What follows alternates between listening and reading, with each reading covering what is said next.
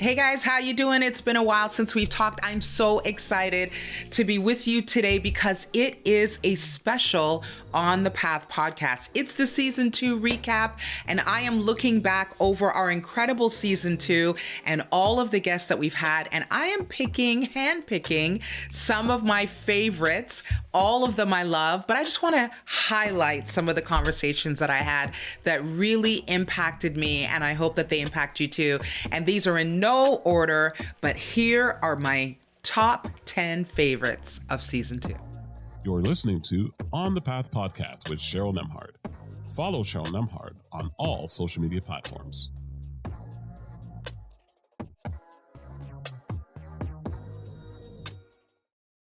Well, it's the season 2 recap, guys, and we are so excited. We have so much in store for you guys for season 3. It actually is already in the can, but before we roll it out, we wanted to look back at some of my and your favorite interviews and discussions. And kicking it all off is my girl, Michelle Harrison. I got to meet her last season. She is an incredible actress from CW's The Flash, and we spoke about her life and the turning point that moved her into social justice. It sparked such a great discussion, and it really motivated all of you to be the change that you want to see in this world. Check this out. I sat in a white body, not understanding. Like, I understood racism, but not in the way that we understand it now. That it comes out in microaggressions, the way that it's systemic in our society, the way that and probably myself included, people say things without even knowing. Yeah. And it was like, I stepped into this light maybe about a year and a half ago. I stepped into this light and I started to see things how they were. And I couldn't believe it. I was I couldn't get enough of it. I couldn't read enough. I couldn't listen enough. I couldn't talk to enough people. And I just wanted to understand more. And I wanted to educate everybody I knew around me. Yeah. Almost to like this fire inside me wouldn't stop burning. And I was angry and I was disheartened and I was just all these feelings. And so obviously having a Black son and Black family members and thinking about, Black mothers and how they must feel with their children out in the world and how I would feel as a white mother with a Black son. And it was like, I felt like I had to do something. And I said to my husband, the second half of my life is going to be social justice. I love her. I love her. Everything she said just was so igniting for so many, and for me, and to this day, she is my girl. We got to move on to the incredible Toni Collier. Speak about a powerhouse. This is another woman that I was blessed to meet, and we spoke about the space in between, and Toni Collier is doing incredible things in Atlanta along with her husband. They are leading Hillsong Atlanta out there, Sam Collier, and she spoke about hope being found in the dirt. Oh my goodness. So good. Check this out. Breaks my heart. I consider myself a bridge builder. I'm going to stand in the trenches for people on both sides. I'm going to pull in the ignorant and I'm going to pull in the kicking and screaming, and I'm going to stand there with them and I'm going to try to build bridges. But the Lord will not let his kingdom die. Amen. So if there's a pathway to righteousness, you better hop on it and strap on in. And I love it. I'm like, let's go through the hard things so that we can get on down to hope. Hope is oftentimes raised from the dirt. And I'm so grateful for the dirt right now, because hopefully we'll get it right. Because good Lord. Absolutely love Toni Collier. She's doing incredible things with women all across the globe through Broken Crowns Ministry, and she's got a new book coming out. Keep an eye out for it. Well, next up is my man, Pastor Chris Chase. He is such an incredible thought leader, and I love his perspective. He's out of the box like me, and we spoke about Easter and the fact that we are living in a Good Friday season, hoping for that Easter Sunday experience. It was incredible. You need to check this one out. It's about the first. It's about what we can become. It's about what we can do. It's about who we can be. And in light of, man, this is our second Easter in a pandemic, right? And last year we were kind of like, what is happening?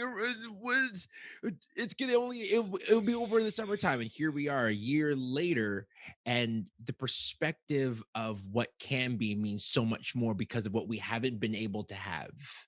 because what we haven't been able to do, the possibility of what it means for my 12-year-old daughter and for my 9-year-old son, for my wife, for my job, for all these sort of things are that meaningful to me. What does the next step mean? So when I look at Easter now, it means so much more than it has before, because we're supposed to be a post-Easter people, but we've been living a Good Friday year.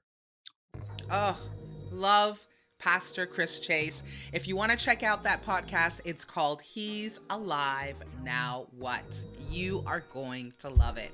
Well, coming up next, my girl Autumn Katz. She is leader of Women Speaker Collective, and we spoke about the huge issue of women facing being silenced and marginalized in the church. It was called From Muted to Movements, and we talked about the idea that many women are afraid to use their voice, and she encourages them that they are being placed on this earth for such a time as this. Check this out. Was Jesus a weak man? Like, if I look at a man that empowered women, I look at the life of Jesus. And if we would say that, he was a weak man because he empowered, Mary and Martha, Mary sat there and he said, "You are a disciple," like in front of other men. She sat at the feet of Jesus. I think of Priscilla and Aquila, they're ones who taught others. Apollo taught him. Was Jesus a weak man for empowering women? No, he was the strongest, most secure. It's like, let's go back to that. Such an amazing discussion, guys. Honestly, if you are interested in the idea of women moving forward and progressing and stepping into their rightful place, you gotta check out that episode. Well, moving on, speaking of powerhouses, this next guest is one of my favorites. She's a shero of mine, Selena Caesar Chavans, and we spoke about her brand new book, Can You Hear Me Now? And she talked about the reason behind the book and why she's using her painful lessons to teach others. Check this out. What I've realized in writing this book, right? And people keep asking me, why did I write about all the pains and the hurts? The drive and the passion is tied to the pain. My principles and values are anchored by those hurts. So the empathy that I have in my voice, the empathy, the ability to speak up and amplify voices, even when I know that it's going to cause me harm. Even when I'm breaking glass ceilings, I know that the glass is going to fall and I'm closest to it and I'm going to get cut. Even when, in spite of all that, I know what it feels to be hurt. And so you still push because I don't want other people to feel hurt. Every single time that I get to speak with Selena, I am ignited in my purpose.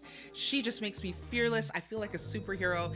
If you want to feel like that too, you need to listen to Can You Hear Me Now with Selena Caesar Chavans. Well, you heard his wife earlier, and now the other half of the power duo is up. The one and only Pastor Sam Collier, pastor of Hillsong Atlanta, is speaking with me about his brand new book, A Greater Story, and we spoke about encouraging people to keep their eyes on the end goal, that there's a greater story being written. It was so good. Check this out. Maintain. And so if I were to encourage anybody right now, I would say, keep your eyes on the end goal.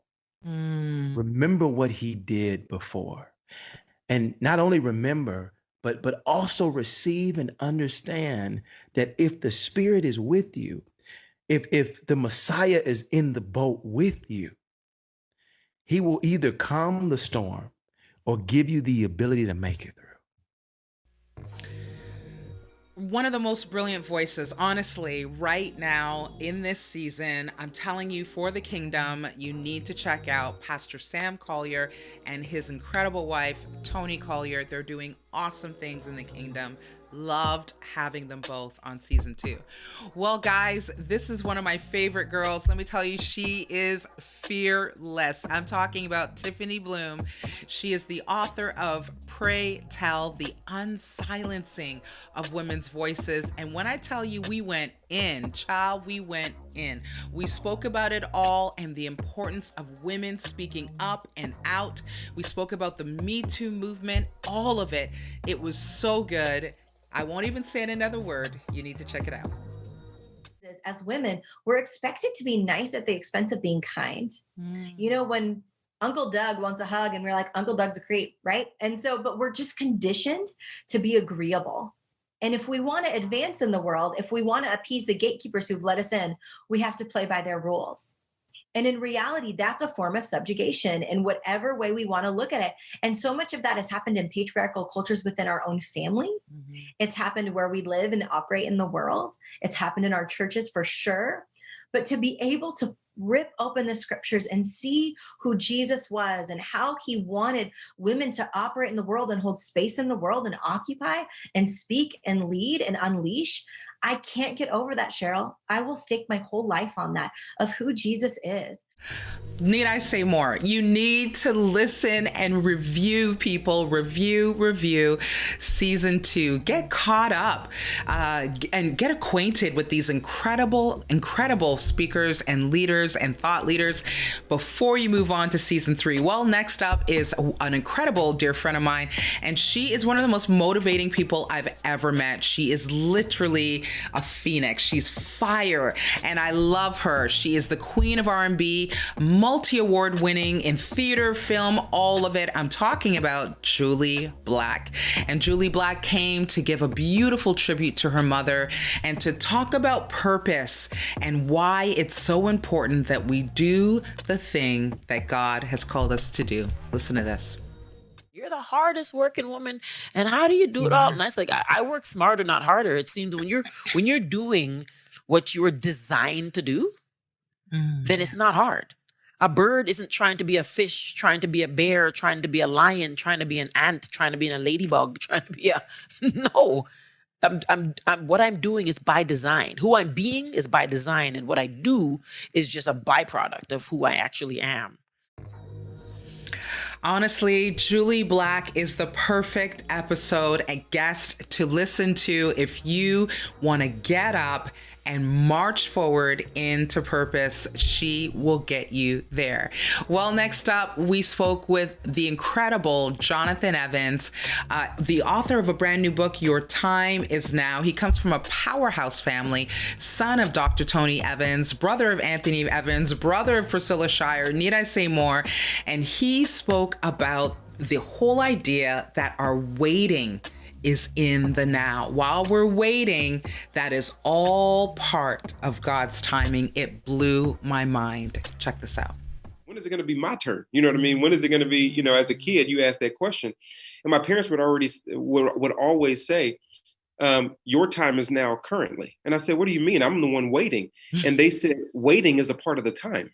See, they wanted me to understand that your time is now is not this place where you just get to your happy place and you're walking out your purpose and everything is good. Yeah. Your time is now when you're blind. Your time is now when you're in the pit. Your time is now when you're David and you're unselected and your dad doesn't even want to pull you in the room when it's time to be selected. Right. Your time is now. And when you don't have thousands like Gideon, you only have 300. Your time is now when you're in the place of despair.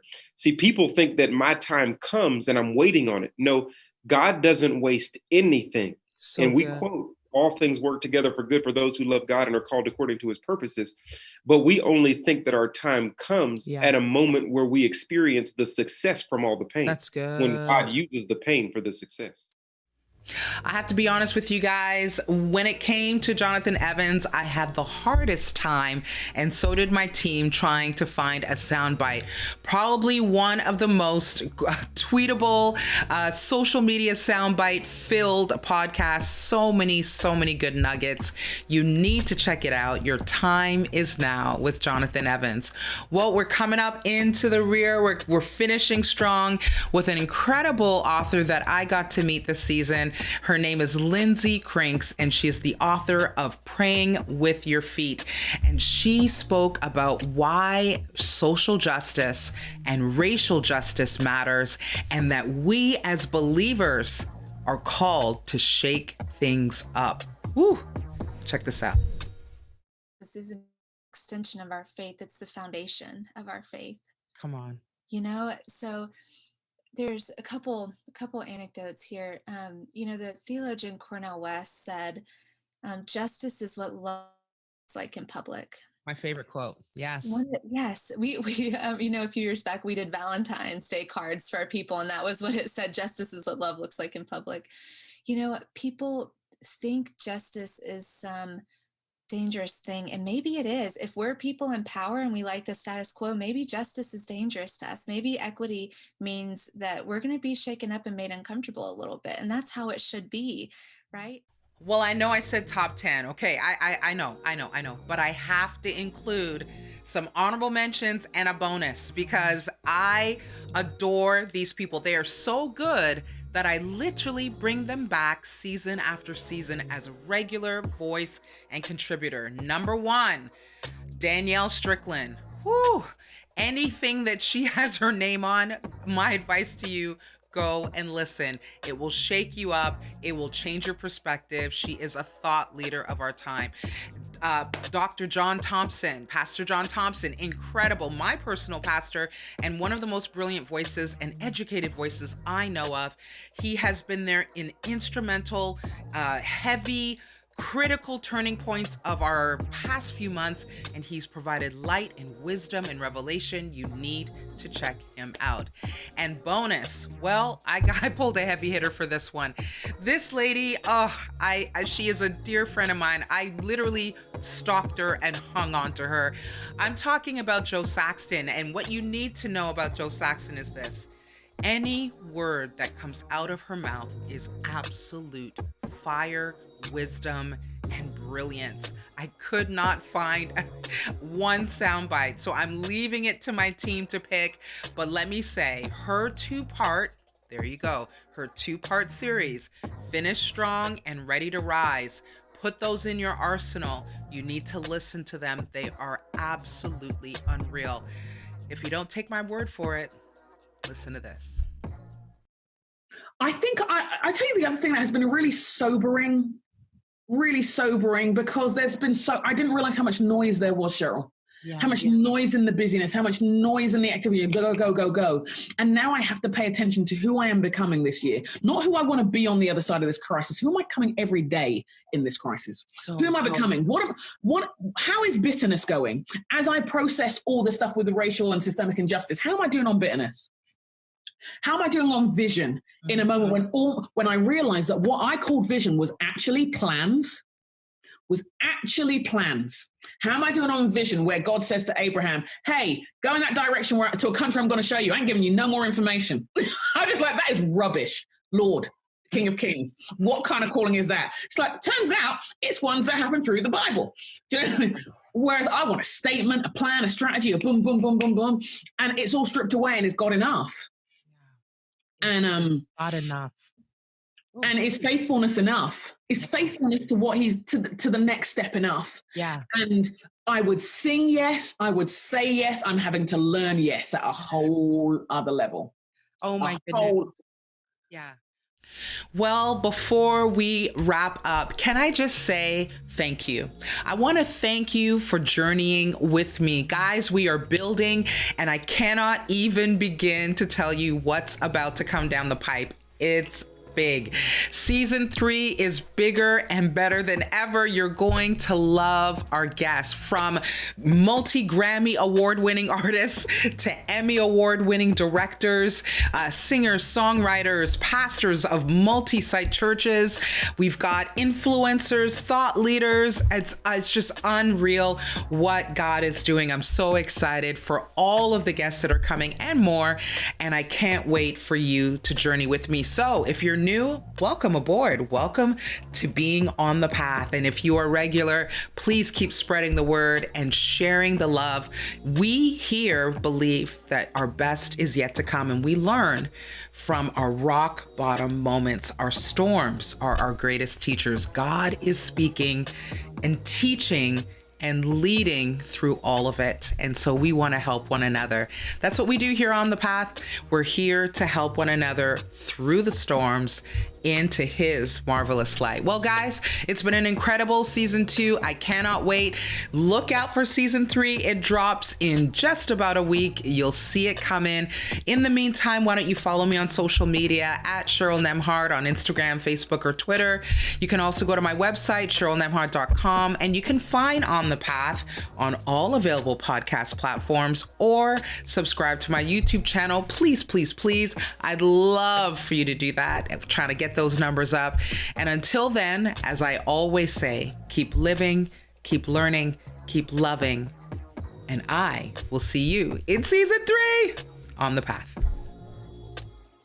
Thanks for listening. Please like, download, and subscribe. This has been an Exusium Media production.